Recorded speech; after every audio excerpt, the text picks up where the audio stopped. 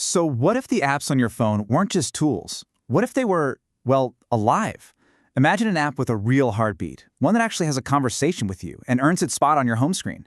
Today, we're going to dive into a framework that shows you exactly how to build that. I mean, think about it.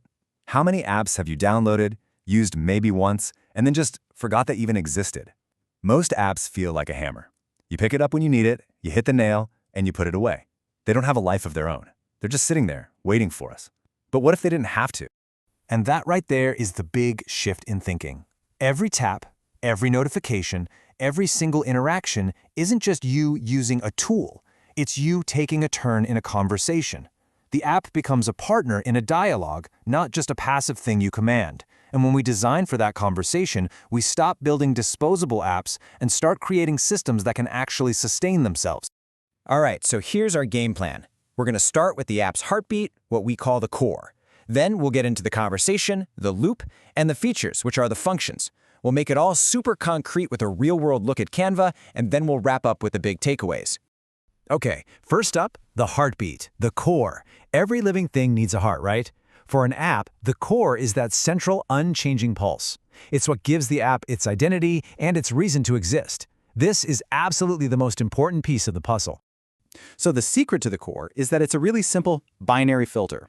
All that means is it asks one single question that has only two answers, like yes or no, this or that. This one question acts like a bouncer at a club, deciding what belongs inside the app and what's just noise.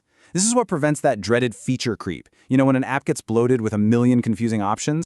And this is where it really starts to click. Look at these examples. For a writing app, the key question isn't how many words did I write, it's does this count towards my streak? That creates motivation. For a meal planner, asking if a meal was satisfying or not satisfying makes the whole thing feel personal. And for a budget app, affordable, not affordable, connects every single purchase to a real consequence. See? It's powerful. Now let's put these side by side because this contrast says it all. A weak core, like open or not opened, just tracks activity. It tells you what happened, but it doesn't mean anything. It has no consequence. But a strong core, that creates meaning. When you tell your meal planner a recipe was not satisfying, it changes what the app shows you next time. The conversation actually moves forward. Okay, so if the core is the heart, the loop is the circulatory system. It's the ongoing conversation itself, carrying messages back and forth between you and the app, keeping the whole system alive and kicking. A loop is just a self-sustaining cycle. A message can be anything. You clicking a button, you entering some data, or even something happening in the real world. The most important thing here isn't speed. It's the guaranteed return of relevance. The app is designed in a way that you will come back because the conversation it's having with you isn't over. I absolutely love this quote because it just flips everything we think we know about user retention on its head. The best apps don't have to constantly spam you with notifications, begging for your attention. No. Instead, they cleverly hook into predictable triggers in your life. When you get paid, you want to open your budgeting app. When a project deadline is coming up, you open your task manager. Your own life creates the reason to return to the app. And you know, these loops come in a few different flavors. You've got feedback loops, that simple, satisfying feeling of doing something and seeing an instant result. Progression loops are like leveling up in a game where you unlock new stuff, and we just talked about the situational loop, which is tied to real-world events. They all work together to make an app feel like something you just can't live without. So we have our stable heart, the core, and our dynamic conversation, the loop. But where do all the buttons and menus you actually click on fit into this? Well, they're called functions, and their one and only job is to serve the core. The relationship here is what's so critical.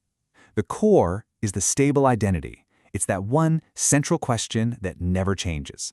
The functions, they're all the flexible tools and features that give you different ways to answer that question. To put it really simply, the core is the why, and the functions are the how. Now, this concept is basically the framework's superpower for handling growth. So what happens when you have a great idea for a new feature, but it asks a totally different question from your core? You don't just cram it in and make the app a confusing mess. You use structural coupling. You build it as its own little connected system that talks to the main app. This lets your app get way more complex without ever losing that laser-focused identity. Okay, enough theory. Let's make this really concrete. We're going to see how this all works in an app that millions, probably billions of us use all the time, Canva. So I want you to put your designer hat on for a second. What is the one single question that drives everything Canva does? It's not about pixels, it's not about photo filters. What is the one binary choice at the heart of the entire experience? And there it is. Is this design shareable? Every single thing you do inside Canva is pushing you towards one goal, creating an output that can live somewhere else, on Instagram, in a slide deck, on a flyer. This core gives Canva an incredible, almost unbreakable focus. It knows exactly what it is, and more importantly, what it isn't. And once you see it, you can't unsee it. Look how perfectly its functions serve that core. The templates? They're just pre-made, shareable designs. The export options are literally a pipeline to make your creation shareable. Even the collaboration tools are all about a team getting together to decide, is this design shareable for us? It's a textbook example of a stable core and flexible functions working together. So let's zoom back out as we start to wrap up here. This framework, it's not just a bunch of rules to follow. It's a whole new way of thinking, a new mindset for designing products that actually last. And it all comes down to 3 huge wins. First, that strict core acts as the ultimate filter, killing feature creep before it can even start. Second, those self-sustaining loops make the app sticky in a way that feels natural and personal, giving people a real reason to come back. And finally, structural coupling is your secret weapon for managing complexity, letting your app grow up without turning into a monster. And really, that's the whole point, isn't it? We don't just want to build things that work. We want to create things that feel alive, that have a real purpose, and that earn their place in someone's life. This framework is the blueprint. It helps you design systems that live and breathe on their own. And that is how you build the app who lived.